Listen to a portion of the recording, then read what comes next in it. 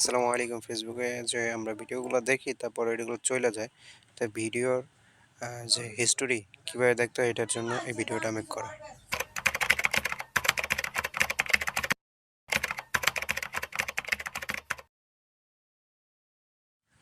তার জন্য আমাদের ফেসবুকে চলে যেতে হবে। তো আমরা ফেসবুকটা বের করি।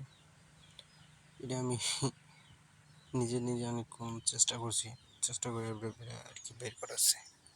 তো এর জন্য আমাদের সেটিংয়ে চলে যেতে হবে। তো এখানে লেখা আছে সেভ SAVED সেভড। ওকে, তো আমরা সেভে ক্লিক করি। তারপরে এখানে রিলস আছে, পোস্ট আছে। হ্যাঁ, তো আমরা রিলসে ক্লিক করি। রিলসে ক্লিক করার পরে এখানে আছে এই যে ওয়াচ।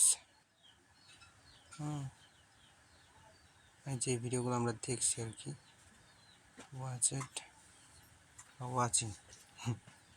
তো এটা ক্লিক করলে আমরা যত ভিডিও দেখা হয়েছে এই ভিডিওর হিস্ট্রিগুলো এখানে শো করবে। মূলত ভিডিওটা যদি কারো প্রয়োজন হয় এর জন্য বানাইছি। সব ভিডিও তো থাকে না উপকারের জন্য।